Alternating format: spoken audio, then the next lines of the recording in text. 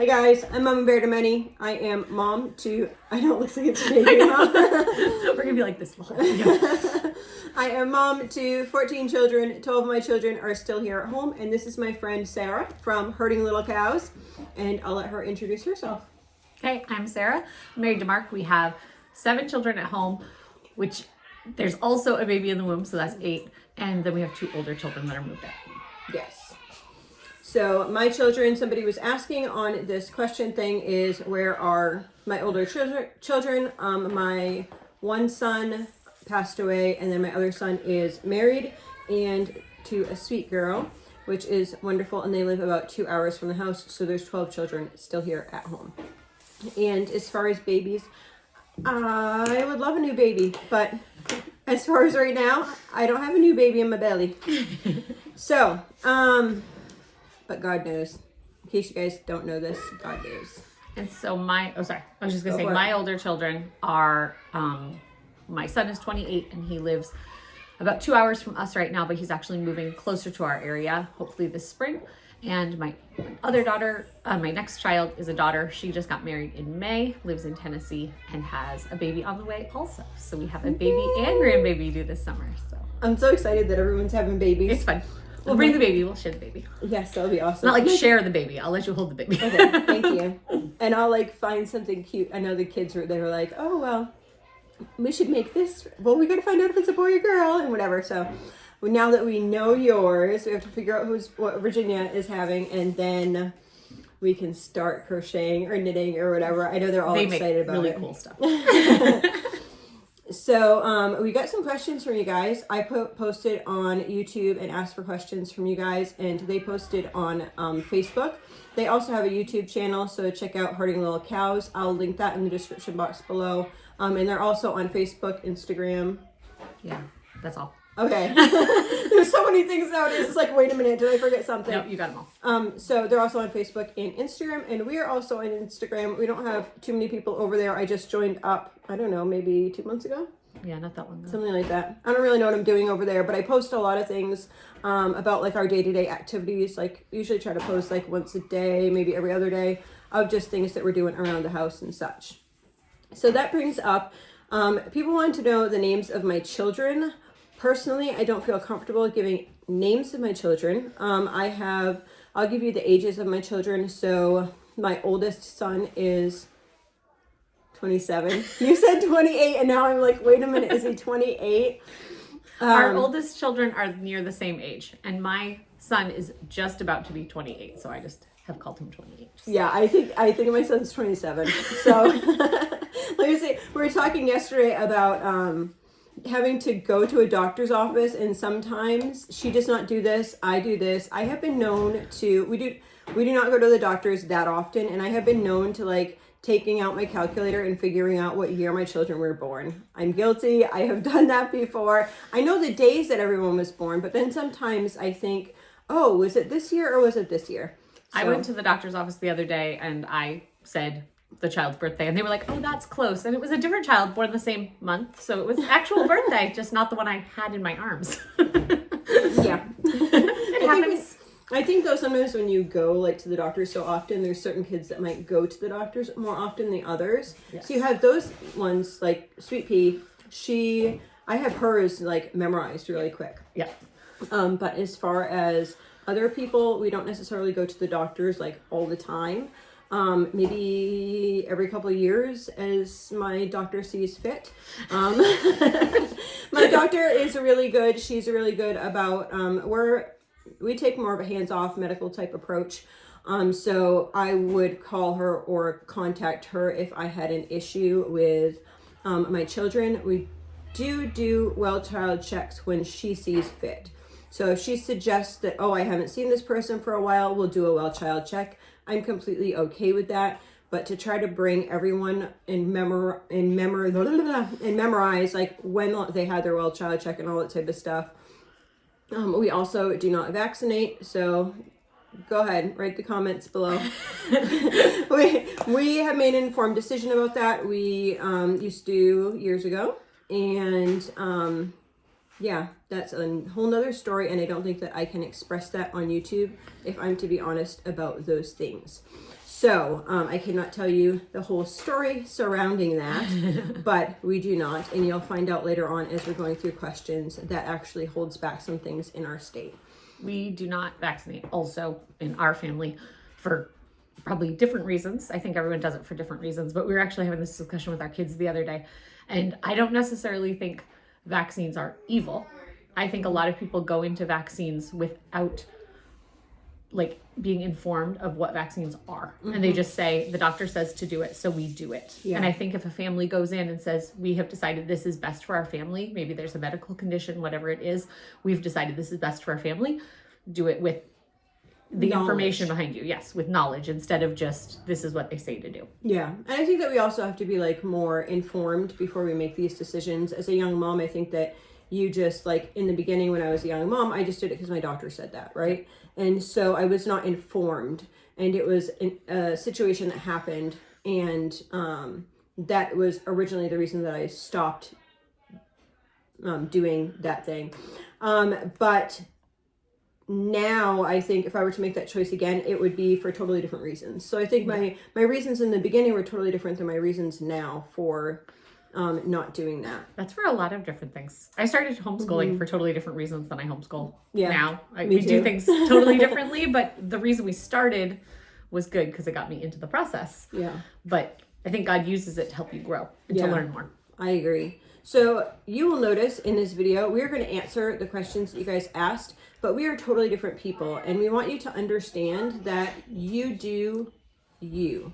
Right? So you are accountable only to the Lord, and that you need to, research things for yourself. You need to pray about things. You need to do things scripturally for your family that's going to work for your family. You need to talk to your spouse about the decisions that you're going to make for your household. But it's really funny. We were talking about how different we are, yet how what we do works for our family. And I think we appreciate that about each other. And we can, talk those things through and learn from each other from all those experiences too. And something you say might spark something of like, oh, that wouldn't work in my family, but tweaking it this way would help. Yeah. So it gives me ideas, even if it's not following your idea. Yeah, I agree. Exactly. I totally agree with that. So let's not do that one first. We're going to do that one with ages. That's what we started doing. Oh, okay. Yes. So she will tell you her names and ages of her children. Did I say my ages of my kids? You just said Devontae and we got stuck on birthdays. Oh my goodness. So sorry. This is more like chat fest. Just pretend you're live with us and are laughing along with us, okay? Okay, so maybe I should start from the bottom because I can't remember if she's 22. Okay, so 22, 20, 19. So I have 10 girls and 2 boys at home. So all of these are going to be girls except for if I say that it's a boy. So 19, then 17 boy, then 15, then 14 boy. And then this is when I'm talking about like my little kids and my little girls, these are the ones I'm kind of talking about just because it's kind of where I divide the two, but actually some of those I also call middle kids sometimes. So just to confuse you a little bit more. So that would be, we just had like 3 birthdays in December too. So 12 and 9, 7, 6, 3, and 1. There we go. I did it. And I'll say my kids' names. This is one of those things we're different on. If you go over to my YouTube channel, you're going to see my kids' names anyway. So I'll just say them on here because it really doesn't bother me. Mm-hmm. So Nathaniel is my almost 28-year-old. Virginia is my 20-year-old who's married and lives in Tennessee. And then at home, we have Naomi, who's 16. Samuel, who's 13. He's almost 14. Josiah is 11. Thinking down the line, Abigail is 8. Do you usually do it from youngest to oldest? Because I like totally mess myself up. Yeah, I do. Older. Uriah is 6. Malachi is 4. Gideon is 2. And then baby is due in May. So exciting. It's kind of neat because her baby is actually due like 2 days before my son who passed away's birthday. And so I'm actually kind of excited about that because... So you want me to go overdue? Maybe. By 2 days. Maybe. Okay. I can do 2 days. I've had one baby 2 days overdue. But I think that it's more like the feeling of like something beautiful, you know, like where that time is kind of like sad for us now. Yeah. Like this will be like something that's so like we can rejoice over. You'll be it, waiting you know? on near the phone, like, is Sarah gonna call me? Is Sarah gonna call me? Yeah, exactly. I'll wait for a little message that has like a hint of, well, maybe. I'm probably gonna be texting you a lot near there. Here's what's going on. What do you think? Yeah. And then her daughter is actually due the day before my birthday. So she could be overdue too, and then we could have a couple. I doubt that will work. I'm just being funky. I'm being very selfish. Like, hey. It's okay. So we have names of our children. We got real far, didn't we? So somebody was asking me about medicinal herbs, and I will do that separately. Sarah's not so much into medicinal herbs, so I'll just do a separate video on medicinal herbs and my uses and all that type of stuff. Plus, there's a lot of information on there, so I will need to do that like when I have a moment more in depth. So, let's see. Hyperactivity. Have you dealt with this, and any suggestions on getting obedient children? So when she read me this question, because she read me the question while I was trying to get Gideon to sleep, the 2-year-old. And so the first thing I thought was hyperactivity does not necessarily mean disobedient children. But I think a lot of people in our culture put those two together, because children who have a lot of energy don't sit still like children who don't have a lot of energy. But that doesn't mean your child's disobedient. It's depending on whether they're listening to the rules that you've put in place within your household. And so for our family, we have some hyperactive children. And I would say that my daughter, who's hyperactive, actually gets the most done in a day, but she does not get it done in the way that I would, because she can jump from activity to activity where I need to finish something off before I go to the next thing. But then I do have little boys who are hyperactive. It just plays out differently. She was just always moving, but not constantly jumping and thumping. They like want to run into the wall. She was more like, I just can't sit still. I'm going to sit here and bounce. And they're like, how hard can I slam myself into the wall? But because of the rules of our household, my husband, if you haven't seen me before, my husband has a neurological disorder, and I have a son who has seizures. And so we have to keep things kind of monotone at home for a lot of the day when things are going on with them. And so we have certain rules of, we don't jump on the beds or the furniture, which if you do and that works for your kids, that's totally fine. But for us, that would be a disobedient child, jumping on the bed. But we give them other outlets to get that energy out. So they're allowed to fling themselves around on the floor and play with pillows and that type of thing, but they're not allowed to wrestle their siblings or jump on the furniture. So they get their energy out, but they're not disobedient. Yeah. I think the same thing as far as obedience. I think that obedience is like deliberately knowing. Sometimes our children don't actually know that they're being disobedient. Maybe we haven't laid the guidelines of this right here is not allowed and this is a disobedience. So we have to make sure that we're clear with our children so they know if they're being disobedient or not. For instance, like Sarah was saying, as far as jumping on the beds or whatever, like if a child is, 2-3 years old and they start jumping on the bed, well, if you don't take them to the side and say, hey, rule in our house is we don't jump on the beds, and they're not going to know that that's not allowed. If we like discipline them before we've actually taught them that this is not allowed, then it's more like our fault that we're not like making ourselves clear on where their guidelines are. And they do need guidelines. I think too, for me is, I know when I was younger, I had really high standards and high guidelines. Like seriously, it was just so ridiculous. Like you should be sitting like this or, whatever. And it's like, it's really not like, to me, I would ask myself in my head, okay, is it really that big of a deal? Like, and so that's where I kind of set my guidelines, and then talking to your spouse to make sure that these guidelines are the same as your guidelines. But you shouldn't expect that a child's going to be perfect and behave like a miniature adult, because they're not a miniature adult. One thing that I have to say is get that child active. If your child, especially if they're hyperactive, most children are not meant to sit like even in a classroom for 6 hours a day. Like there should be outside activity. And if your child goes to public school, you need to make being outside or being like in an active form very like crucial to your child's like development into their behavior, because if they can't let that out, then they're just going to be like, oh, I can't do this. And it's going to be like really hard for their brain to be able to function in a way to know what's obedient and what's disobedient, because they're so hyped up that it's like moving in through their brain and they're like, I can't do this. And then they act out because their brain is over like pent up or and I think a lot of people would hear that and hear like, okay, sports or something like that, which we were talking about sports this morning in a different context, but just the idea, like kids just being outside and encouraged to move their bodies, not necessarily like have to do a soccer team, that kind of thing. And I think that sports can kind of almost be like counterproductive, because in sports, or in like sports that you might have like a team or whatever, they have to obey the certain rules like in the sports team, where if your children are just like involved in free play or walking, they're allowed to walk and run and lift their arms and go backwards, and they're able to move their bodies and dedicate their body's space, not having to obey. They're like kind of just doing their thing while getting that activity out. So making sure they just get lots of outside free range time.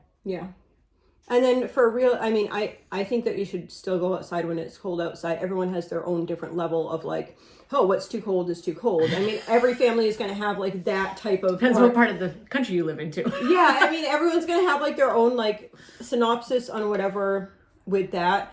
In the wintertime, I allow a lot more active play in the house than I would in the summertime. So for instance, for Christmas, we bought our kids a bar to do like gymnastics on, like a literal, like they can do flips and stuff like on a gymnastics bar. We were doing that. We have lots of little girls from 12 down, but are all little girls, so they were interested in gymnastics.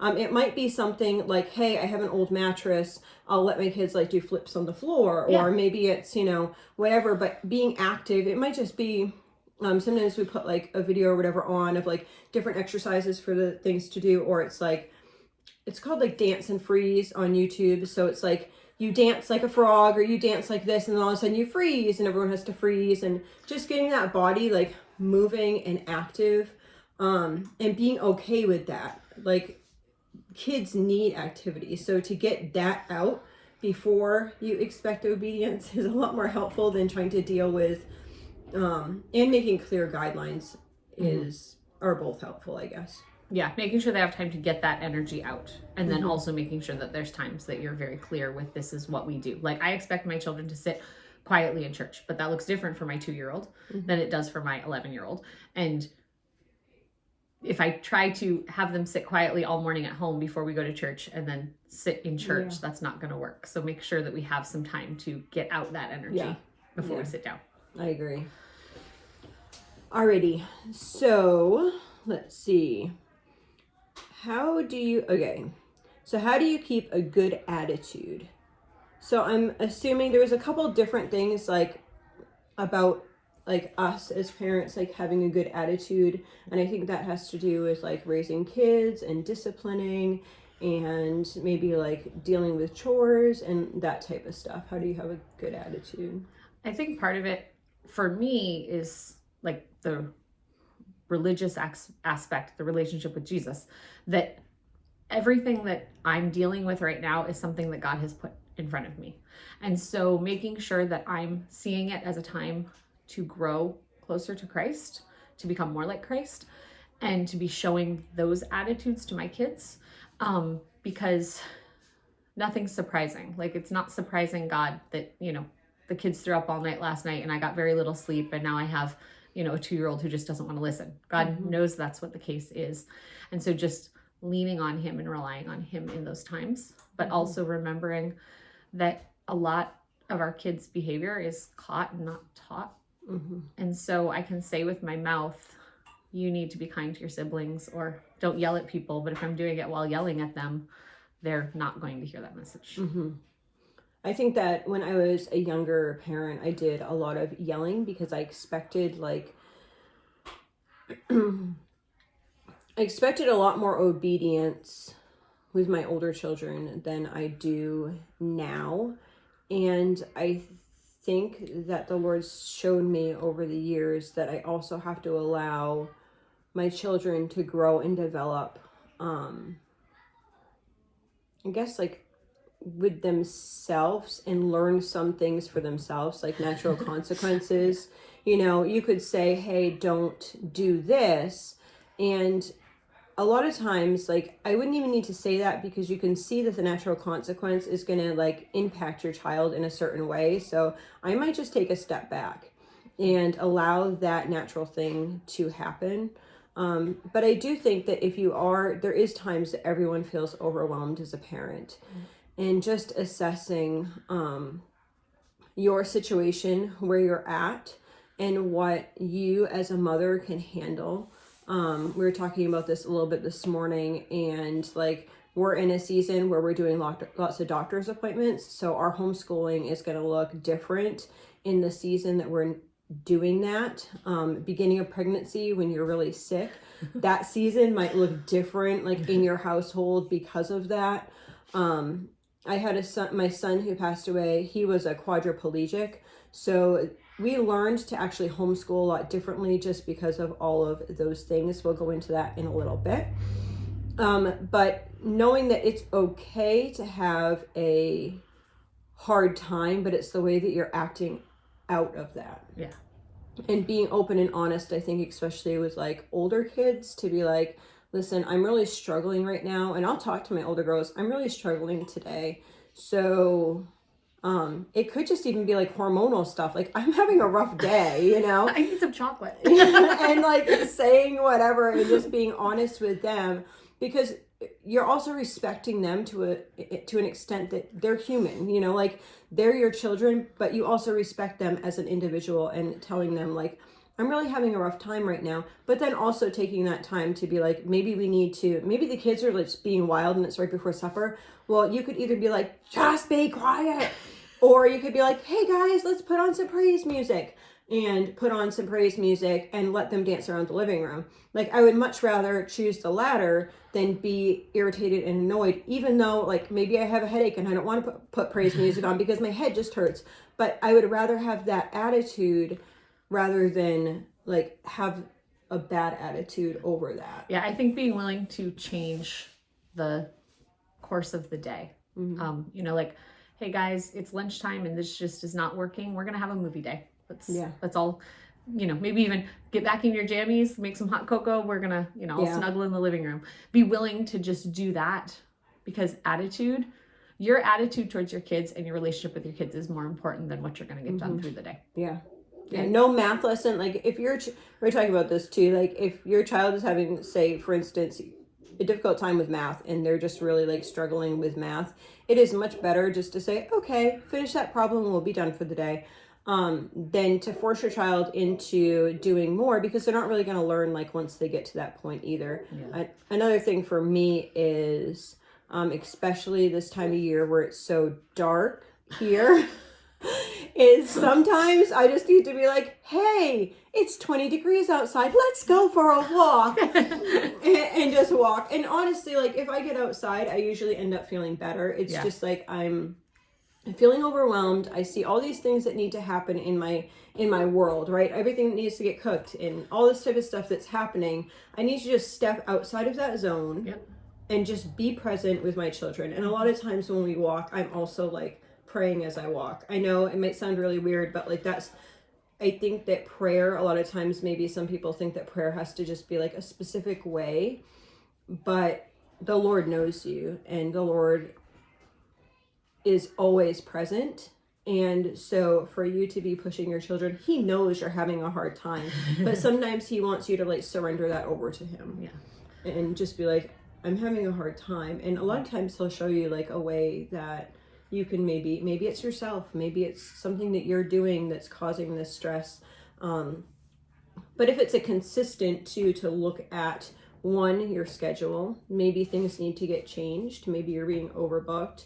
2, you know, there's so many factors in your life, and maybe you need to, like, we were talking about decluttering our house, you know, maybe there's just too much stuff that you're there to manage. Maybe, you know, food has been like a real stress for you. Maybe it's, you know, health or whatever it might be is just a real stress for you, and you have to try to figure out something that's going to work better for your household if a certain area is being like stress related for you. Yeah, I'll do a little plug for my channel. I just did on herding little cows, a series called Overwhelmed Mama, and how we sometimes sin against our kids by yelling at them, taking out our frustrations about other things in our lives that we really can find a different way to manage. Maybe it's homeschooling, maybe it's food, maybe it's your schedule, like she was saying, that's causing you to have this bad attitude with your children. And your children are seeing themselves being looked at as a burden instead of the blessing that they're supposed to be, because they are more important than any of the food or homeschooling or anything else that goes on within your household. And I think there's also a time to realize that hard does not mean bad. Just because life is hard at the moment doesn't mean my life is bad and things are out of control. It just means that, like, at this moment, this is hard. And I think having friends that you can just text and be like, I'm just having a really hard time because, like I said before, the kids were throwing up, the 2-year-old's not listening. This is hard. And just having friends, even like, you want to have Christian friends that'll point you to scriptures and stuff, but even just I've been there. I know it's hard. I'll be praying for you today. Yeah. There's a lot of times, it's kind of funny. Sarah sometimes will message me and she'll be like, how can I pray for you today? And it's like, oh, I never thought you'd ask. I'm not so good about asking her. I'll just be honest with that. I am not. A lot of times I am praying for her, and I am praying about situations that she's been open about as far as like what we've been chatting about. But sometimes there's just been some times that I'm feeling overwhelmed and she'll just be like, how can I pray for you today? And I'm like, wow, I really needed to hear that. And I really needed to know that there was somebody there, like, on my side, that was there to, like, come before, like, the throne and, like, talk to the Lord, like, about me and my situation. And that's, God like, cares so about much, those little things too. Like, a lot of times when we pray for each other, it's because we've heard some, like, big thing. Like, she has a daughter special medical needs. I have a son with special medical needs. So, like, it's easy to pray for the person when she's like, she's dealing with this challenge today. And I'm like, oh, we're going to pray for her to, but you don't typically do that when it's like, I just can't figure out what to get on the table and the kids are just going crazy in the house. What should I do? Or my heart, I don't know. My heart's just bugging me today, Yeah, I totally agree with that.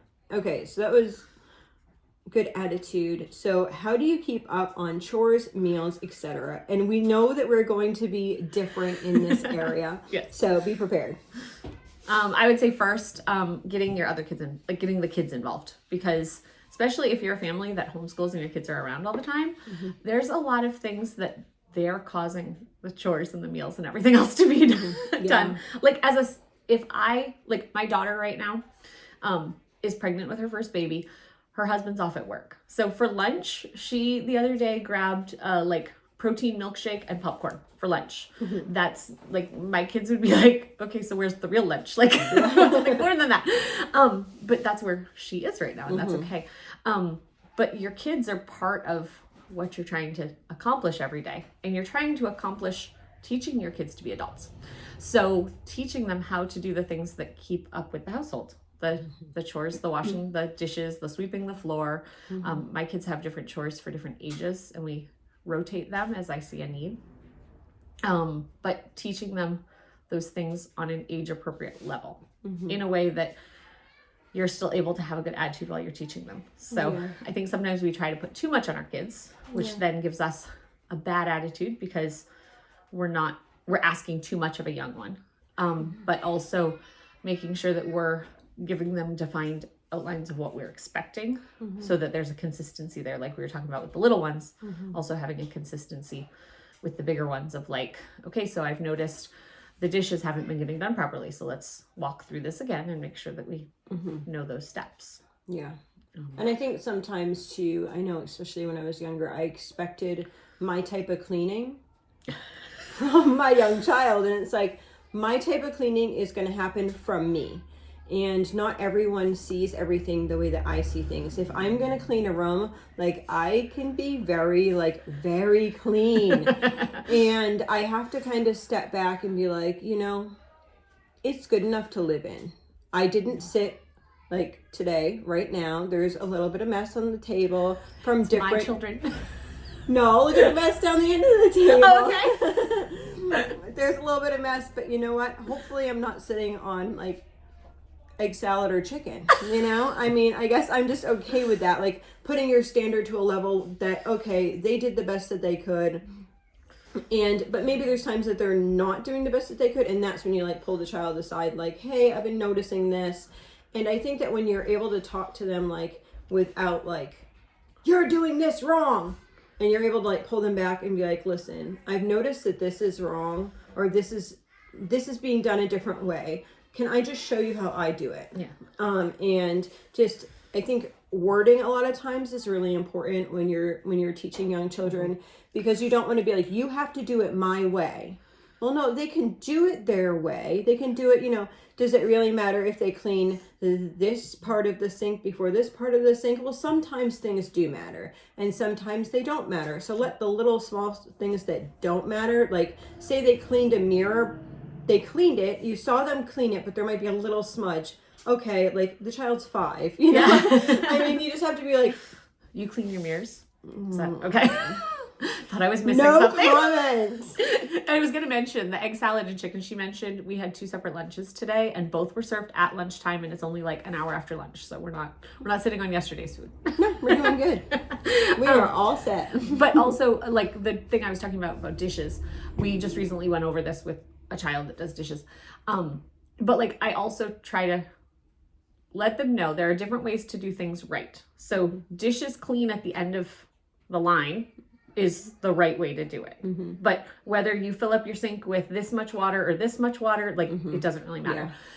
Yeah. And that everyone makes mistakes sometimes, and we can learn from those mistakes and do better, but it's not, you're an awful person because you did this. Because I think we've all gone like maybe to a restaurant or something where we get something, we're like, can you take that plate back? Because that's not, you know, and those are people that are getting paid to do it. So why do I expect so much more of my children when I should be talking to them in a kind way, saying, is this the plate you'd want to eat off of? How can we do this more efficiently? But not, you're wrong in how you did it. I think it's helpful too is that your children see that when you make mistakes, you guys have probably seen on my videos before, it's like the other day I did bread. I can't even remember if that one uploaded yet or not, but at some point you will see me trying to do sourdough bread and it came out really flat. And you know what? That was okay. I'm learning. We're learning. We're figuring it out and we're doing whatever. Like having that attitude towards yourself and new things that maybe you're trying is being like, okay, it's okay to learn. It's okay to learn and take new things. And if you have that attitude with yourself and with others, then your children are going to hopefully pick up that attitude themselves as well. And I think as a parent, you have to actually be doing those things to stretch yourself, because it gives you a time to show, like if you're only doing the things you're really good at, your kids are going to say, mom's really good at this. Like mom's really good at everything, which is whatever we choose to do. Mom's really good at everything and I fail at these things. But if they see that you fail when you try new things, but you don't beat yourself up over it and you don't like let it ruin your attitude. This is a way that I'm growing. And even if you do not do things perfectly, say, you know, you're upset, just for instance, for the bread. I'm so upset. I wanted my bread to turn out like this person's bread and it didn't turn out and I can't believe I messed up and I'm a horrible person or whatever. Even if you say you said that, right? And if you express that out loud, to later come back and be like, you know, I said this, guys, I said this the other day, but I was really wrong in doing that, and being okay with like apologizing for things that they said. Or maybe you're correcting your child, but you like happen to be a little bit harsh. It's okay to go to your child and be like, you know, I'm sorry. What I was saying was what I was trying to get across, but the way I like presented that to you was not okay. And I think that's really important, especially in like preteen and teen years, is to just be like, you know, especially if you can see, you know, you can see a child's face kind of go sullen or kind of go down. If you're seeing that, like your relationship between that child and you is more important than anything else. It's more important than, you know, the dishes or whatever it might be. That relationship is more important than anything. So just making time for that. Okay. How do you keep on meals? So I just did a video on this, but mostly I keep some simple things in the house that are just easy, because of the medical conditions we have in our house. My son, who's 11, has seizures, and sometimes that just totally, changes the course of the day. I don't want to say that he ruins the day or anything like that, because it's not what happens.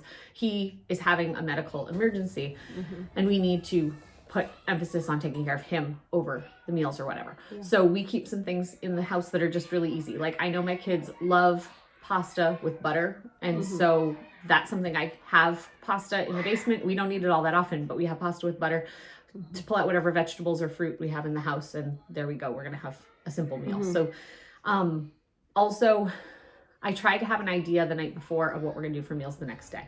Different people plan in different ways. I don't even know exactly how Nisha does it. Some people plan a week, some people plan a month. I plan the day before because it's what is available to me. There's no children in this house. I don't know if you'll be able to hear this on here, but we have growling children in the other room. I don't know if they're growling through like being frustrated with each other. There are some adults out there, but I'm going to go check while you tell how you keep Okay. Sounds good. If I need to come out there and tell me, I'll just put pause for a second. Okay, so I guess mine is a little bit different. Because of our medical needs, I know that I've spoke before on Sweet Pea's need, where she is a type 1 diabetic. Things are different, but we also have people in our house that cannot have gluten. So overall, there are certain things that I do. I like to do freezer meals so that we can pull freezer meals out. That makes it like convenient for me. And I also have things canned. So for instance, if I wanted to make a beef stew, I could pull out like canned meat, canned veggies, throw it all in there together, and that's a simple meal for us. So those are simple for me, and those are simple for like my middle kids and my older kids to do really quick. On a day-to-day basis, now that the kids are older, it goes different all the time with different things. I have different days of the week that different people have different things, and also older people have business days each week. So I have a day that I do my main business stuff, and each of my older children have a day that they do business stuff. And then I have 3 days that I do meals, and then the other older people have, I drink 2 cups of coffee. See, this happened to me before that I drank too much coffee. I have like hiccup burps. So everyone has a day for those meals. Now, as far as breakfast goes, that's the first thing that my children start to learn. So currently my 12-year-old is doing the breakfast independently. And my 9-year-old wants to learn quite a few of those things. So she will be learning some of those things soon. And what I will do is on my days for cooking, I will incorporate her into those things and go ahead and do it. I think that's really important to include your kids in what you're doing. You've seen like in my videos before. And I think that's one reason that I kind of struggle a little bit video wise, is because my children are included in food, right? In food prep, if they want to help, they come up, they help. And it doesn't necessarily make a video worthy, a lot of the big YouTubers, they have very video worthy type food preparation type things, and there's no kids there, or they have kids there that are like there partially, where like my kids are very involved. And I would never want them to think that YouTube or video was more important than them having time with mom. So that's kind of where I am with those types of things. Okay, we're back. Life happened and we're back. And it could have been a couple minutes later and you guys wouldn't know, but it actually was a couple hours later. Anyhow, I moved on from coffee and now I have the teapot going. So if you hear like this little bubbling on the side, it is going to be tea. So do any of your kids in the medical field, or do they want to go in the medical field? I have my older daughter who's 20 is interested in midwifery doula type stuff, but I don't know if she's going to go on pursuing it or just get knowledge of it so that she could help future moms, because it's something she's interested in, but I don't think it's something she would go take classes for necessarily, or just kind of do a class on the side once in a while, but not like go off to school for it, if that makes sense. Yep, it does. So her mom is, what is she? My mom's a nurse. She works in the operating room, but she's done other jobs. So we have a very, my dad was a EMT, so he did medical stuff. Mark, my husband, who's now out on disability, used to work in the hospital, working within the operating room, and I always said that he cleaned the tools, but they're instruments. He cleaned the instruments for the doctors. So we just have like medical background. And then with all the stuff we've had to do with our son with special, with epilepsy and cerebral palsy, we're all very interested in it, but nobody has shown they want to go off as a career for that. So we have a little bit of a kerfunkle, I guess. Is that a word? Kerfunkle? It's my I like word. it. It's a new word. So actually, Sweet Pea has mentioned that she wants to be a doctor, like was in the ICU. She wants to be one of those people, which would be wonderful. But in our state, our children actually can't go to school. So that is something that we were taking into consideration, and it's something that we're thinking about for our future if we would want to move out of state for a time period, or if we wanted to move out of state permanently, or what we would want to do, because our children are getting older and the laws within our state have become more strict over the past couple years, which does not allow our children to be able to pursue education within our state. So that has become a talking point with me and my husband currently, because any unvaccinated child cannot go to public school or college within our state. And there's no, a lot of states, they have like either medical or religious exemption within the state, and that is not the case with our state. You cannot have a medical or a religious exemption. Right. There are very, very, very few medical exemptions released in our state. To the point that, like, we had a daughter who had effects from a vaccine. Yes. But because it wasn't the ones listed on the vaccine that could be the effect, we can't get a medical exemption. Yeah, you have to really prove that it is from the vaccine, and it's hard to prove things like that, especially in a medical world that doesn't want to prove things like that. Yeah. So it makes it difficult. Our family, besides other reasons, but our family also is allergic to, some of our family is allergic to eggs, and that is one of the highest reasons. My son was actually diagnosed in Florida from having autism that was induced from a vaccine. So that is one of the reasons that we started looking into things. It was medically proven. It was on his medical records. But also people who are in a family that are allergic to eggs, they have a higher negative reaction rate to vaccines. So those are that is that. I don't know. Anyway, Sweet Pea is interested in becoming a pediatric ICU nurse and taking care of little girls with diabetes. And she is 6, so tomorrow she may want to become a neuroscientist. Okay, so do we budget for potential weddings? No. That's my answer. My answer is no. My oldest son, he got married, and him and his wife discussed things, and we ended up doing a, can you please don't do that? We ended up doing a potluck supper. That's what they wanted to do, and I was very happy to help with doing lots of dishes for that potluck. So that's where I could support things. I feel like I trust the Lord, and a lot of times the Lord just makes money or things be able to happen when He feels like that. So I don't feel like I need to plan those things out, because if it's God's will, then He's going to allow it to happen in the way that He intends for it to happen. I also think that in America, we put such a priority on the wedding and not on the marriage. Mm-hmm. I want the focus to be on preparing our children's hearts and minds for the marriage instead of the wedding. Yeah. Okay, your thoughts. So for ours, our oldest son is not married. Our daughter, who got married in May, she had a kind of a shorter courtship. They were courting from September until April, maybe end of March. And then there was just a little under 6 weeks until their wedding. And so that was just, we had talked about having we had already talked with the young man that the engagement would be short, engagement period.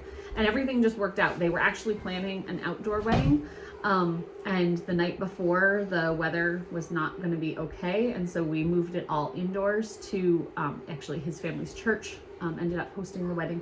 But they really, I don't know, doing it in such a short time was actually a blessing in a lot of ways, because a lot of the things that people hem and haw on over weddings, you just had to make a decision. Like she knows a friend who got married shortly after her.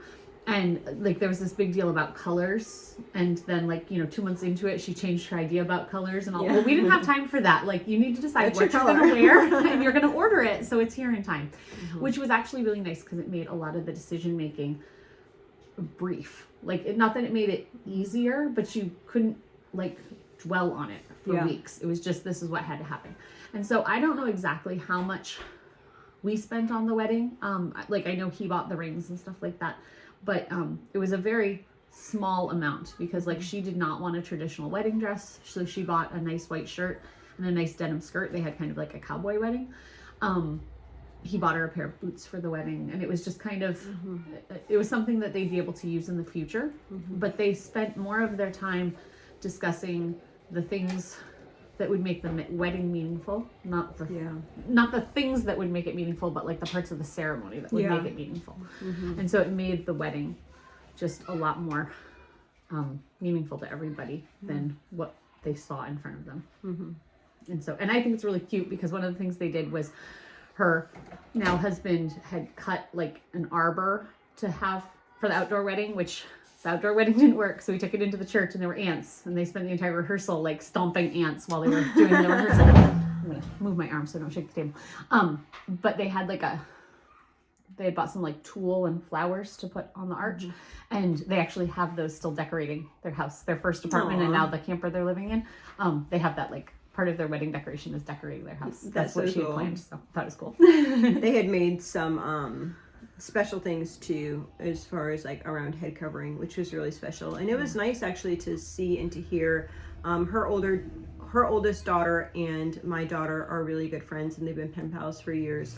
And it's really nice to have a good example of Christian young ladies who are saving themselves for marriage, and that they have good intentions and just able to make the important things important and not focus on the outside. And I think in society a lot of times we focus on the outside, whether it's our appearance outside, makeup, weight, all those things. We focus on all those things, but really we should be focusing on our hearts, and we should be teaching our children that what's inside and what God sees and what God judges is in our hearts, not on the outward side. He sees us as beautiful. We need to, but we're a new creation in Christ, and we need to behave that way.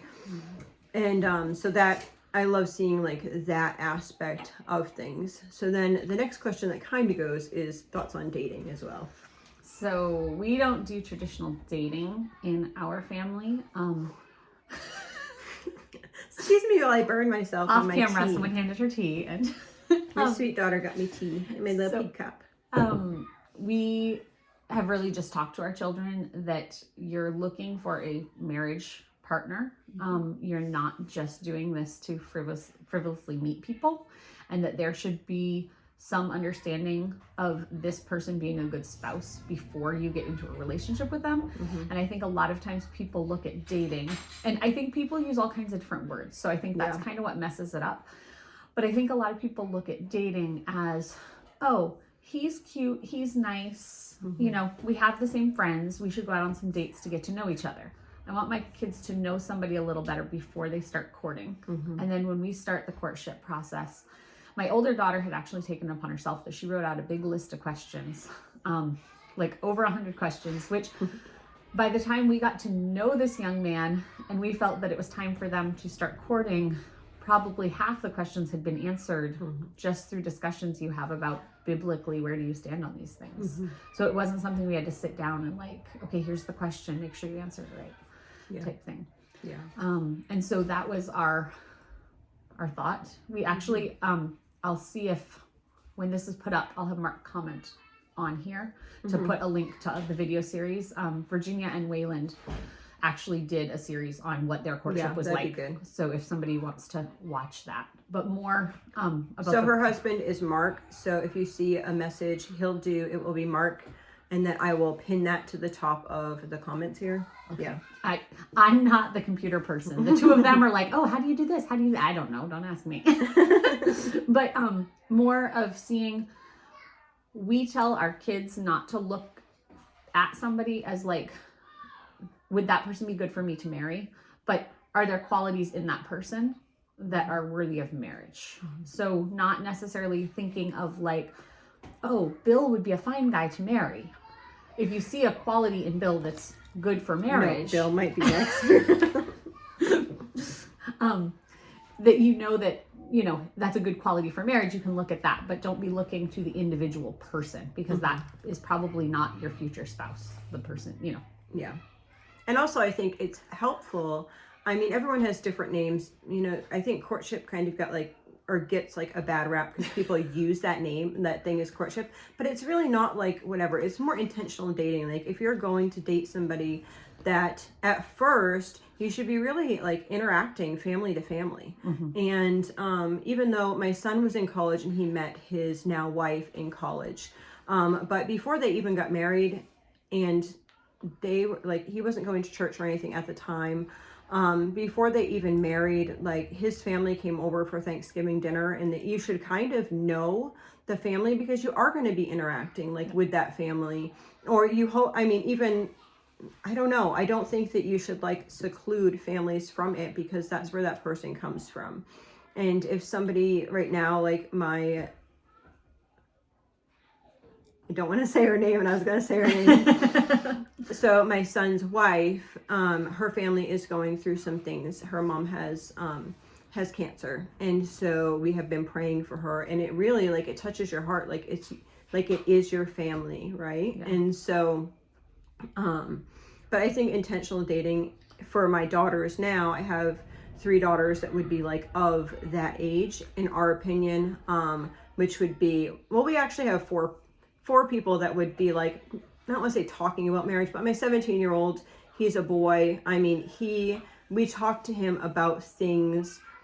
He needs to be in the planning stages. Yeah, like just thinking about like who he wants to be in order to be like a good husband, you know, and things that he thinks about, like as far as being a husband, like what are things that are important to him in a wife, like what are qualities that he would look for in a wife. So it's not necessarily being like, well, you should be thinking about this or you should be thinking about that.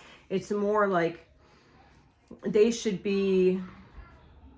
all be having like open discussions rather than just allowing our kids to like go out and do their own thing and be like, hey, yeah, you go on that. Like, that's scary. I mean, in this world where it's such a culture that's with the physical, I honestly don't understand. I think that my husband has a hard time understanding too, like how a dad who's supposed to be protecting their daughters, they're just letting their kids go out and like be with all these men. Like that's really like, to me, that's kind of like traumatic. Like I wouldn't want my daughters to get hurt over and over and over again. You know, like I don't want to see that pain. I don't want to see like them getting hurt or used or anything like that. So it's just a way, I think, for like parents and the child making a decision on what's going to work for them. And it might look different for each child. Everyone might have their own standard for that child. I don't know, but I'm pretty sure it was Sarah. We would not allow like a boy and girl to go out on their own. So, I would say that the 3 most important things for our family, I don't know this for you, but for our family, is courtship is definitely revolving around finding a godly spouse. So like it's about having a child, your own child, being strong enough in their faith that they're able to walk out into the world. Yes. Before they start the courtship, and that the person they're going to be possibly marrying in this courtship is also strong in their faith. I think that's a big key to do it. I think having parents involved, because especially with girls, feelings are very involved very quickly.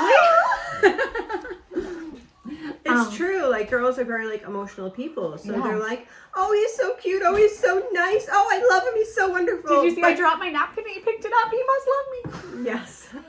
So, I mean, it's just like taking a step outside and allowing like your parents and trusting your parents enough. And I think that's part of like developing the relationship with like your children, is so that they feel comfortable if you go to them and say, listen, these are some things that I see. Let's, discuss these things. That you have that relationship with your own child so that they feel comfortable, even if they notice something, for them to come to you to talk to you about that. And I think also making sure that you start with the most important things at the start of courtship, because once feelings get involved, it's very hard to convince someone who thinks they're in love with this person that that's a big red flag.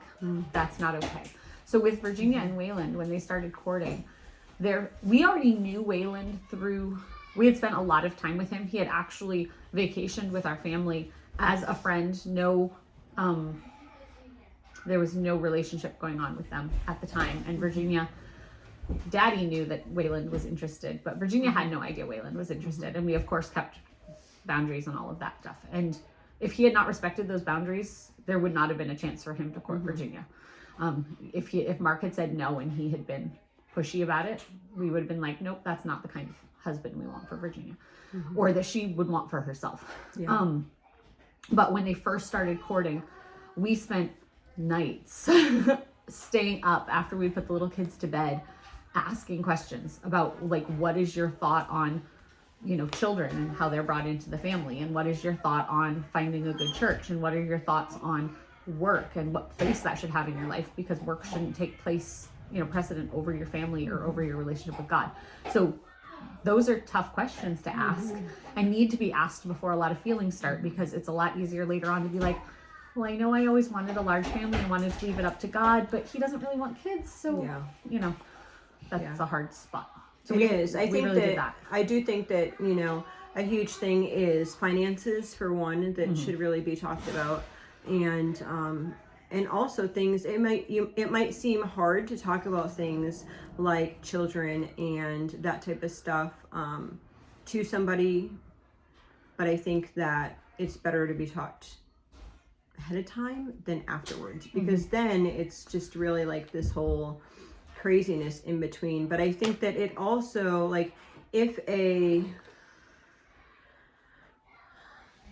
I don't think that a girl should ever be in the position to have to turn down a potential spouse. I think that really should be the dad's responsibility to be that in between.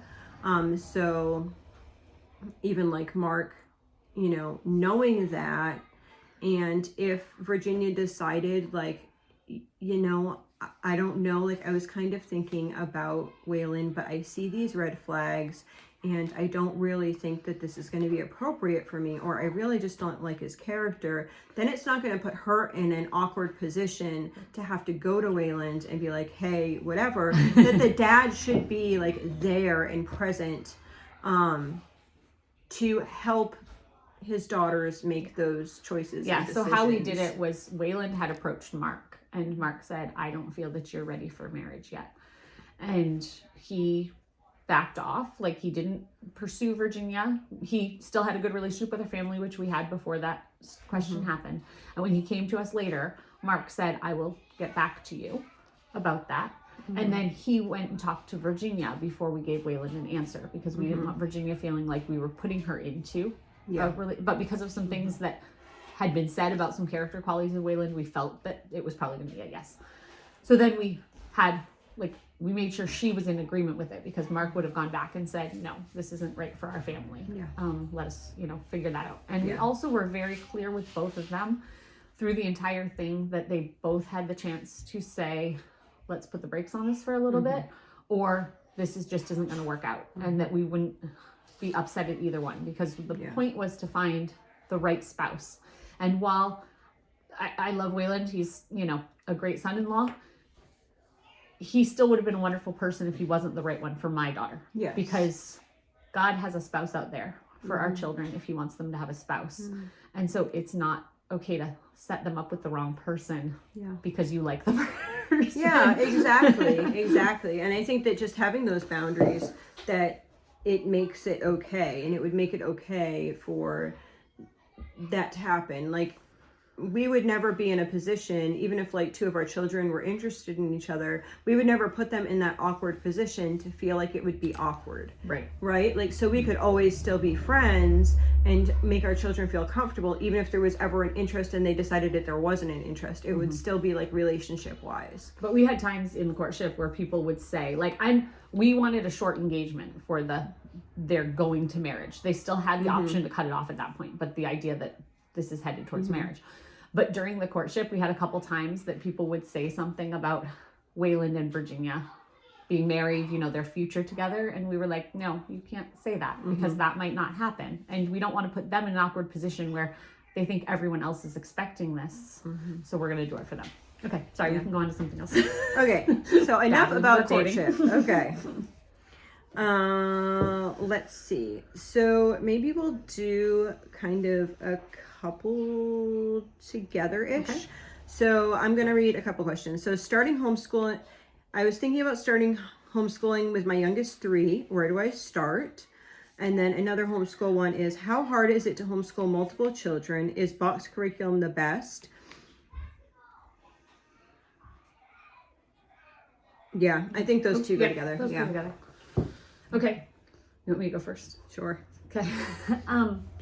I would say box curriculum is not necessarily the best. I agree. I'm not going to say that it's the wrong decision for your family, but I think it's kind of like the vaccine thing.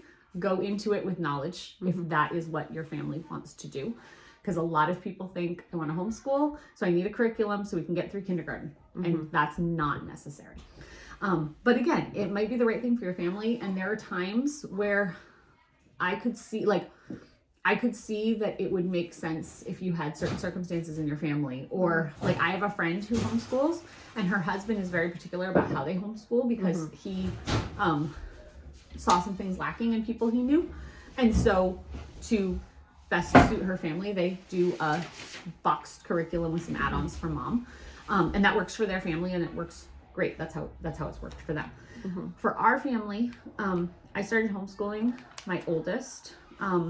I changed my reasons for homeschooling, but the reason I started homeschooling was he had some hearing problems and couldn't keep up with the class. So ending first grade, he still couldn't read because he couldn't hear what the teacher was saying. So I pulled him out to get him caught up. And at the time, my husband had just been put out of work because of a disability. And so I had we had enough money to survive, but I had no money to spend on curriculum. So I went to the store and I got some pencils and paper and crayons, and we went to the library and got a lot of books. Yeah, and I think that's a great resource. I think too, like as far as starting, that just doing that, I would say like look up, if you are looking to start your kids and they're in a public school setting, for me personally, I would de-school my kids, which is basically taking a time with just you and your children doing nothing except for fun stuff, and visit the library and go for walks and go do stuff, and that will help you understand your child better before you make a decision. Yeah, definitely. I would agree that you should de-school for a while and then find out what your child is passionate about and go with that. Because if you're pulling your son, like I pulled my son out going into second grade, if he is super interested in cars, you take off with that. You go wherever he wants to go with cars. You go on field trips about cars, you get books about cars, and he's going to learn immensely better than if you're trying to force the second grade curriculum says we're doing sharks, and he's like, I don't care about sharks. Yeah, I agree 100%. A lot of times I'll read like something. I have a more laid back approach. Sarah's kind of laid back, and she's a little more structured than I am. But I'm more laid back, more like unschooler. So my thoughts is do what works for your family.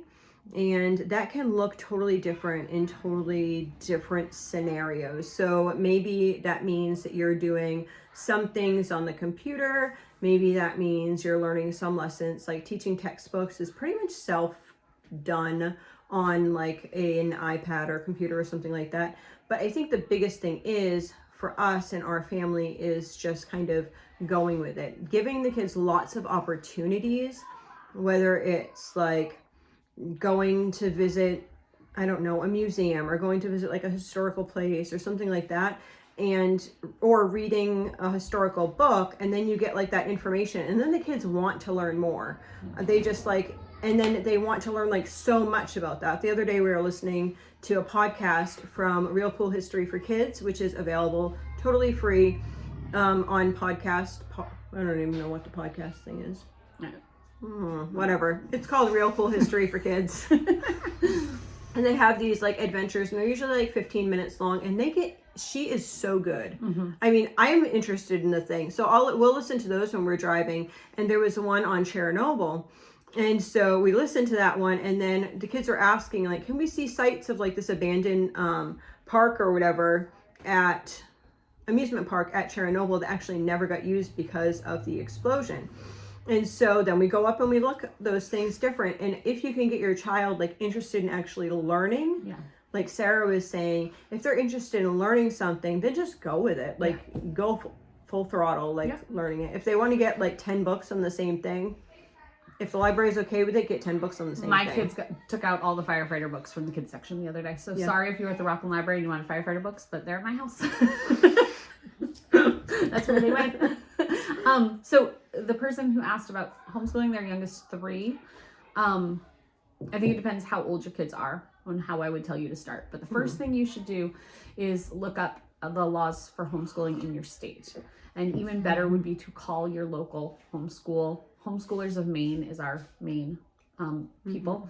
But just ask them what is needed for like legally wise for me to do it. Maine has fairly easy homeschool laws compared to a lot of states in the country. We're stricter than some states, but we're fairly easy. And so they have different options of how you like grade your kids at the end of the year, get your information in. And if you guys want more information on that, you can ask either of us, because we both homeschool legally in the state of Maine. You can also look up Homeschool Legal Defense Association. Yes, they are for the entire country, so they'll have it by your state to find the right people. But figure out what your state requirements are, because I think some people think there's a lot more required than actually is required. So for our state, we have to teach math, reading, science, social studies. I don't remember the list off the top of my head. Main studies from grade 6 to... But we have to do those things, but it doesn't tell you how you need to do it. So I don't have to do a boxed curriculum of math if I don't feel like doing a boxed curriculum of math. I have to teach my child math. So if you're starting near the start of homeschooling, I'd say anywhere kindergarten through 3rd grade with little kids, I would say the most important things are to read and expose your children to real life numbers. So whether that's cooking in the kitchen and talking about your recipe, like, hey, we have to find the 1 teaspoon, or help me count the 8 cups. You know, oh, we're going to dial this number on the phone, show them what the numbers look like, play games with numbers, play games with letters, reading lots of books to them. Counting the stairs, walking up the stairs. It's kind of funny because I think so many things like just come more naturally once you like realize like your child and how they're learning and how they're doing things. It's like you just automatically like I'm cooking sometimes and I'm like, they don't really need me to count the eggs. Why am I counting the eggs for YouTube? Well, like last night when we first got here, they were sitting down to supper and Sweet Pea had to get her carbs counted. And so, you know, she's over here with her fingers up, you know, okay, so that's 2 carbs. Okay, go see how much peanut butter was on your plate. Okay, we need to add another 2 carbs. Help me count it up. And they were like, did a math lesson waiting at the table to have supper. I know. Those people that use worksheets, I don't know. Yeah, we actually really don't use a lot of worksheets because we do so much hands-on math. And that did come over the years. When I first started, I did start with a box curriculum, but it got people very frustrated and very angry because they were frustrated that they couldn't get through the set amount in the amount of time that they were given. And I think that working at your child's own pace, that's okay. There's some days that they may want to like, hey, I want to do school today. I'm going to play school all day and I'm going to do this all day long. And they're going to have fun doing that. And that is great. Go with it. Have fun. Go do that. And then there's also times where they're like, I don't know if I can get through this sentence. okay, then let's finish this sentence together and then let's go outside for a bit. I think also figuring out, like we were saying about deschooling for a while and figuring out your kid, because I have some kids that love worksheets. Like, so I don't do a boxed curriculum, but I'll find worksheets online for them. We went through a little while where my 6-year-old and 8-year-old were absolutely loving logic puzzles. You know, the ones that like Bill lives in the red house, the person with the dog lives in the greenhouse. And so filling out those, they loved, and so for like 3 days, they were doing logic puzzles all the time. I couldn't print them out fast enough for them to do them. And then they lost interest and we went on to something else. Yeah. And that's okay. Like, you just go on to something else. For a while, we had like kids that were like sucking in crossword puzzles, you know? It's like, so, okay. And it's probably only going to last a little while, and that's okay. But they're learning through those times. But you don't have to go buy a boxed curriculum to be able to get that. There's tons of worksheets online for free if you want that type of thing, or even just picking up like at Walmart or Sam's Club or those types of things. I keep some of those like workbooks around for my kids that like workbooks, because they like to pull them out and like do random pages and they're learning from it. But I'm not like, we must finish this by June. I have some kids like that too. And we like, I'll go to a thrift store and the kids would be like, hey, can I get this? And there might be like a whatever book or Dollar Tree or whatever, it might be like whatever workbook, and that's fine. Like, okay, you guys want to do that, go ahead. Like, and I think just being flexible within children and knowing that every child doesn't learn the same way and every child's different, and just like attacking like their individual needs to know exactly what they need. But don't be afraid like not to spend money. I think sometimes like in homeschool circles, people spend like a lot of money on curriculum. Seriously. I mean, thousands of dollars. Like, a lot of people spend, I think the average, I looked it up one time, was like $550 per student. We don't spend $550 per year on all the students we have. We don't either. And I think that like even shifting that money over to a different area, you know, if you were going to spend, like, maybe you might see us like spend the gas money to go to like a free museum, or maybe I spend like a museum membership money or something like that. Well, to me, that's like, I'm gonna burp. Too much tea, too much tea and coffee today. But yeah, we might spend money on something else because we're not spending it on the curriculum. We have the money to go those field trips and do those things. Yeah. I think also when you start, really focus on reading and math. And that might look like read alouds, and that might look like playing math games.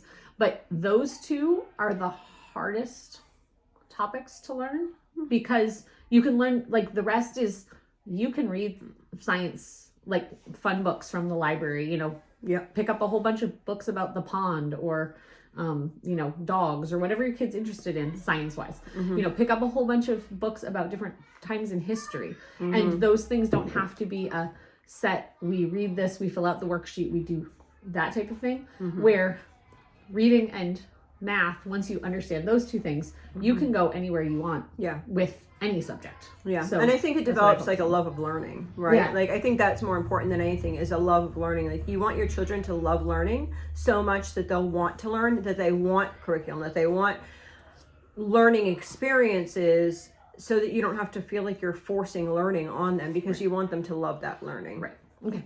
All right. So we can ramble all day about all of these topics. I know this video might be 2 videos because well, it's already at least 2 videos, right? I know, right? Stopped in the middle. Good golly. All right. So we have, how do you make time for chores and appointments? And what does survival mode look like for you as a mother who homeschools and homesteads? I homestead, she doesn't homestead. But we both do have quite a bit of medical appointments. They just look different. I think you guys probably have more medical appointments, but ours are further away. Right. Your medical needs are more constant, of like day to day doing the medical stuff. Where with my child, we might have a week of no seizures. And then we might have a day where I really can't get anything done in the house because I just need to attend to him and his seizures. So I think that makes it easier and harder in some ways, because mine's sporadic, so I have days to get stuff done in between. Yeah. But I don't know which days those are. Yeah, and I think that in a certain sense, as far as like Sweet Pea goes, like some days she's really just having a bad day, and she might just really need me to be checking her numbers like constantly and really focused on what she's eating and those types of things. But as far as appointments go, I drive 2 hours one way to most of our appointments, like 90% of our appointments.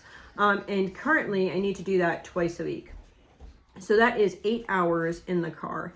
I could use that as a moaning, oh my goodness, I have to be in the car for 8 hours.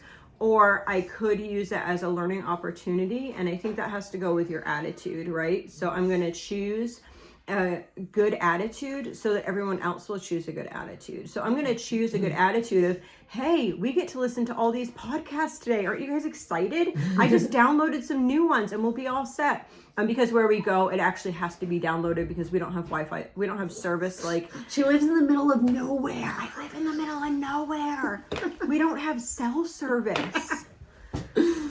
So, that they would be downloaded and whatever. But I also try to make, like, I ended up buying I was gifted $170 for Christmas, as in money, and I used that to buy a membership for my children.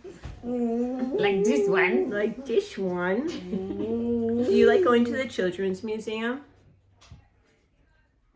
She wants to be on camera until she is. Yes, she does. You are on camera. Do you want to tell them? So we do whatever for the children's museum. You can't push the table though because it might flip that way or go that way. Do you want to draw me a picture?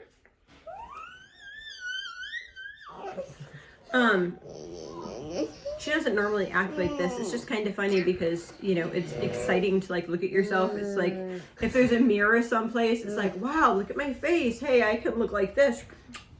And my children are riling her out. So that's how we handle appointments. I'm pretty much pack everything the night before.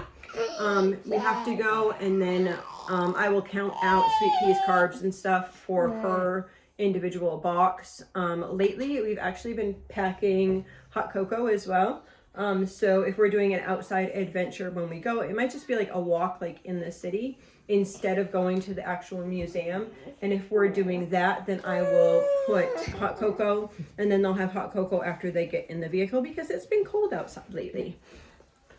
So, Mama, can hot cocoa. Yeah. I know, that sounds yummy. Maybe I after think that's supper. a great way to do it. Is like we've done that in the past because we actually used to have a bunch of appointments in the same place they now have appointments, and so we had gotten a membership to that children's museum a few years in a row because that was like, okay, guys, we're gonna have to go sit quiet for the appointment, and then we get to go do this fun thing.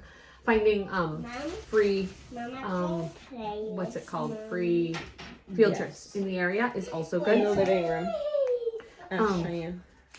So that's a good way to do it. But I think the best way to, how do you make time for it, is to kind of look at your week before the week starts. That's how I make time for things, because we have days where we'll be really busy, and so we won't have time to, you know, catch up on laundry and those types of things. But I also think having some routine to your day that hits the biggest chores for you, not the like largest chores, but like the ones that really keep your household running. So we are very good about getting dishes done at least twice a day. We don't do it at all 3 meals necessarily, but at least twice a day we get dishes done, and that's really important to us. And it would take something really big to happen for us not to get those dishes done because our house just does not run smoothly if we don't get that done. Also, we have laundry gets done first thing in the morning. Like that's one of the first chores that gets done. One of the little boys takes all the laundry room, a bigger child starts the laundry, and as soon as it's done, we flip it to the dryer, because even if I only get one load done, I'm not getting behind on laundry. Yeah, I do like to keep up on my laundry. It doesn't get well. folded necessarily. There's sometimes days where 3 or 4 days worth of laundry gets washed but not folded. Yeah, so in our household, the laundry gets washed and dried, and a lot of times I just dump it all into like this big, it's supposed to be a basket, but it really like overpiles the basket. And then usually I try to do twice a week. Sometimes it's only once a week. that I would go through all that laundry. But usually what I can do is I do towels and little kids' clothes, which is, so I do the 12 youngest, my own laundry and all the towels and stuff, but we don't use like paper towels and that type of stuff. So we use a lot of towels. So I might just go through it and grab all the towels and then put all the little kids' clothes back in the basket if I'm in like a pickle and don't have a towel. Yeah. We for our family, we do folding every couple days. It becomes the thing. Like, I let the kids listen to a podcast. We don't have to listen to 8 hours worth of podcasts during the week. I'm driving in the car right now. So they get to listen to something online while they fold. And it becomes, we just have a folding party. And everyone's responsible for folding their stuff or younger than them. Because some of my kids, older kids, want their stuff folded in a particular way. So we just do it. If it's yours or younger, you're allowed to fold it. But then the next question was about survival mode. And I think you just have to give yourself a lot of grace when it comes to those times. If you have a fairly good schedule going on, for the most part, like keeping up with laundry, not necessarily folded, but keeping up with laundry, survival mode is a lot easier because there's certain things already in place that you don't have to think about. I think that I've lived like 20 something years in survival mode. I mean, it sounds really stupid, but yeah, I think that if you get into like survival mode, as you would say, you just have to figure out what is super important to you. And one type of like my everyday survival mode is kind of like, okay, I'm okay with my laundry not being folded perfectly. I'm okay with, maybe this floor needs to get swept, but my survival mode as far as like I have morning sickness, I'm throwing up 6 or 7 times a day. That would be so exciting. Yes, it would be exciting. I have to focus on, okay, my baby is important that I'm growing inside. And then, Sweet Pea would be like next and making sure that her numbers and everything were good. So that would be like my survival mode. And then if I had a good moment, then I would focus on something else. But for me, like having, even like with the appointments away and that type of stuff, it's more like, hey, these things can go in the Instapot, and just being like mentally prepared. Like, I don't have a lot of time, so this is going to be the freezer meal, or this is going to be the Instapot meal, and making time when I do feel good or when I have more help to get all those meals prepped up for myself is it's a lot better. And I did that a lot more when I had younger children as well. When it was just me and a bunch of younger kids, I would always prep a bunch of meals just so I could throw them in the at that time it was crock pots. Throw them in the crock pot and then go lay down and be sick for the day. And I would watch lots of TV with my children. Not TV because we never had TV, but lots of videos with my kids, because I was just taking care of what was right in front of me. And that's okay. It's okay to have seasons like that. It's okay to give yourself grace, because God gave you a blessing, right? So like if I was pregnant and I was very sick, and I do get very sick, that it's okay to just lay there and make sure that your baby's growing okay. And that's like number one. I think also to remember, like we were talking about with the attitude and the relationships, that those are more important than the food that's on the table or the laundry being done or anything like that. Like, yes, you need to have a certain level of cleanliness so your family can survive. But what happens in survival mode is much more important. How your children see survival mode and see you work through the ways that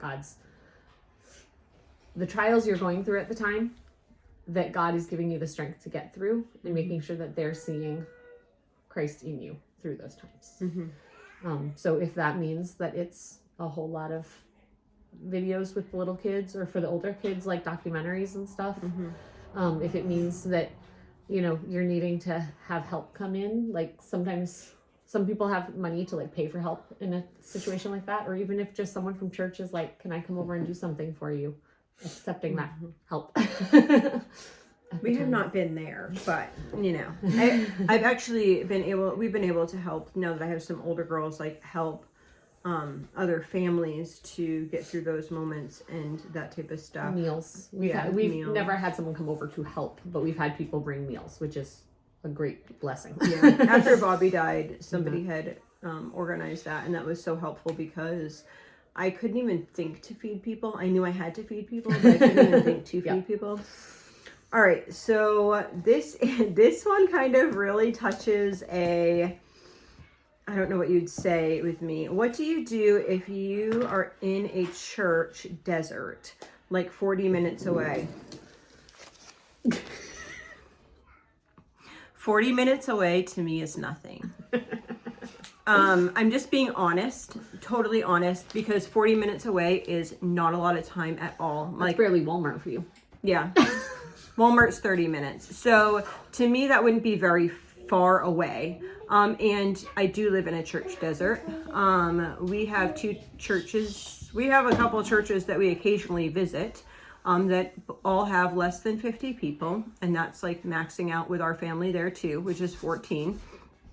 And yeah, they're not churches that I would choose to really go to. I don't really feel spiritually fed. I don't really feel like there's a community of like believers. That's what you have right now though. But at the same time, God has me here right now. And so I just have to make the best of what I have right now. And maybe it's that God's trying to use me in a certain way. Maybe it's that I need to have my eyes opened for other things or other opportunities. Maybe it's God showing me how I need to be influential more for my children, how I need to really, really be that foundation for my children to be able to share with them the gospel and share with them the love of Christ. And maybe I need to put in more effort and not leave it up to like a church system, which I think a lot of times we do in our society is we leave like Sunday school for our children to learn about God. And I don't think that's okay. It should be first and foremost the family. And so maybe that's where God's placed you, is to take focus for you to be teaching and training your children in the ways of the Lord. Would I automatically move at 40 minutes away? No, I would drive the 40 minutes. I mean, one of the churches that we go to on a regular basis, all of the churches that we drive are at least 30 minutes, up to like an hour and 15, something like that. We will drive to different churches and we will take what we can out of that church, whether it be fellowship or whether it be, whatever it might be. We try to take something out of it and we try to bless others. And that's where we are right now. Would I move for a church? Potentially. Would I move for like a like-minded relationship with other like-minded Christians? Yeah, potentially I would. But I don't want to force that either. I just want to be open to God's will for my life. Yeah, I think that it's important. Like, I don't know the person who asked this question. I didn't recognize the name when it came up. But I can't say for your family whether it's right for you to move or not. Because God has each of us doing different things. And we've had times as our family that we felt that we were supposed to leave Maine and that's what God would have us to do. And we've lived in different places in the country. But right now, I feel like we are exactly where God wants us. While it's not necessarily the ideal situation in some ways for our family, it's definitely not, I feel God leading us anywhere else. And so until I felt God's leading, this might be different. Like if you're dealing with, abuse in the place you're in or something, I'm not saying it's wrong to get out of that. Yeah. I'm saying we are in a good, okay spot. And while I could see potentially things being better in another place, I'm not feeling God moving us to another place. Mm-hmm. And so we are here for as long as God has us. And if that changes tomorrow, then if you've known us for a while, we've lived all kinds of different places. Yeah, they have. They lived all over the place. We did when our kids were younger. We felt pretty stable where we're at now. We have land and we have a farm, and we just feel blessed by all that God's given to us. And we don't want to live. We want to learn to be content. The Bible talks a lot about that. About being content where you're at. And I want to be that, also open to whatever the Lord has us, to do. You don't want to be so contained to the place that you wouldn't allow God to move you. Yeah. Yeah. So Exactly. Yeah. So I think that whoever asks this question or whatever, I think the first thing that I would do is just pray with my husband and stuff, and ask some hard questions of yourself, like, why do we want to move?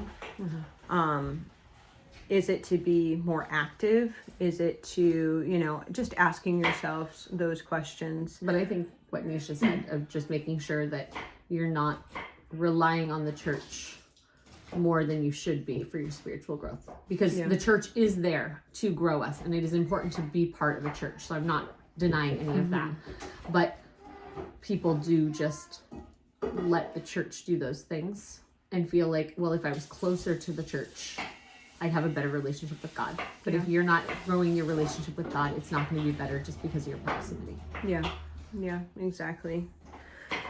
So last question is, if your child grew up a Christian but is questioning God's existence, what would you do? So I think the question more, like, we were writing down questions as they came in. So I think the question is more like growing up in a Christian household, because I think both of us would agree that your child's not going to, be a Christian at 5 and then not be a Christian at 8. Yeah. If they're saved, they're saved. But growing up in a Christian household, it's very easy to just give the right answers, because those are the answers you've always been told and fed, without actually making it a personal thing. So I think that the question is, this child's been growing up getting the answers about God, but is now questioning whether God exists or those things that go with that. I think that it's really important to allow your kids to question. As a Christian, I think sometimes in households that maybe you're taught this way and you have to believe this way, but they maybe don't know the foundation of why they're believing that way. It's just like we teach creationism over evolution, but I want my children to know what somebody who's an evolutionist believes in order to help them understand what a creationist believes. I want them to understand the whole concept. So if a child was questioning God's existence, then I would ask them questions depending on their age. I mean, a lot of times preteens, teens are the ones that are doing that, or maybe they're just using it as a form of, I've noticed some of this sometimes is, I'm not saying this is the case, but sometimes is a form of like disrespect, like, you believe in that, but I don't know that I believe in it. And they have like an attitude around that. And I think that it's good to be like, okay, so you give me your thoughts, and listening to your children. I think that's where like relationship is really important. Yeah. And I think as your children get older, like, I don't know, your children are mostly still at home, of that age group, but like our daughter who just moved out, she really had to decide whether things were our views or her views, so that she could talk to Wayland in the courtship about their views, because I don't think she necessarily has to dress to the dress standards that our family thinks. I don't feel like how we dress is like biblically, the Bible doesn't say skirts must be this long or anything like that. So I don't think she has to be totally the same as we dress. Like, now, do I want her walking around in a bikini in the middle of church? No, but but there were some things. So like, we as a family have gone out and done street ministry before, and it's something where we've had hard talks with different people, because some people believe that a woman should be able to do street preaching or ministering on the street, and some people believe that that's wrong and that's the man's place. And so we've had these discussions as a family in kind of the, either a child believes this and daddy believes this, and let's talk this through, and maybe it'll change one of their minds, or maybe it's just going to be a point that the Bible's not super clear on this, and so we give grace. Does that make sense? Yeah. Or there's other times that we'll kind of play devil's advocate of, okay, do you have an argument for that side? Yeah. Because if you want to say, like how we dress as a family, if you want to say, I don't want to dress the way that you're telling me to dress, well, biblically, what do you want to dress like? Does that follow biblical standards? And making them think through it using the Bible as their defense, not just I don't like how you do it. Yeah, I agree 100%. Like, we had questions as far as head coverings and like what's appropriate and how a head covering should look or how a head covering shouldn't look, or should you have to wear a head covering, or should like unmarried adults have to wear a head covering, and those types of things. And honestly, like, we just encourage everyone to like read the Bible and to make that conviction for themselves. Like, I've made my decision. I have my conviction, like, in my way, but there comes a time where your child has to make that decision for themselves. But I think the biggest thing is just making sure that you have that relationship with the child. So if they have questions or they have whatever, that they feel like they're able to come to you and talk to you. And please don't try to have these discussions if your child's trying to argue with you. Talking to myself, because I've done this before, but when a child is trying to argue with you over a point, just be like, okay, we can discuss this later, thanks, or whatever, just walk away. Or, or how about you write down some of those points, and then when we have a couple minutes, then let's go over them together, and wait until like the whole like mood changes. And then, if you need to make a special time, then make a special time. Put some tea water on. Hey, we're having some tea. Do you want to come sit and talk about those things now? Make some popcorn, make whatever, and make yourself like fully available to that person, to that child, so that you can work on your relationship, because that's number one. I think also, like, we don't need to prove the existence of God, because God is God and we don't need to prove him. But there are a lot of science and historical resources that can be used that show the Bible to be true. So I'm not saying we need to necessarily get evidence, but there are kids that think better this way. And so there's a couple different resources of, how God has helped us through history, science and creation versus evolution and those types of things that you can find online. But giving your child those things to back up what you believe, not to say this is why I believe it, but see resources. It's not just me saying God did this. There's other people who say this. And I also think being very consistent with living out your beliefs. So not saying prayer is important, but then never praying with your children. Not saying it's important you know your Bible, and then never reading your Bible with your kids. Showing them that God is the priority and that you're going to consistently live by it. And even if they're not choosing to want to believe that, follow that, however they're expressing that, just showing that, okay, but this is truth and we're going to continue doing this, if that makes sense. And for each family, it's going to look different on what is mandated in your home, because husbands are the head of the household. And so what is, like, I know some people who mom believes very strongly in head covering, and dad has given the daughters choices of whether they wear a head covering or not. And I know other families where dad just says, no, you're going to wear a head covering. So each family's going to look different. And I don't think either of those is necessarily wrong. Yeah. But making sure that you're living it out. So like the head covering thing is about submission to your husband and submission to God in your place as a woman.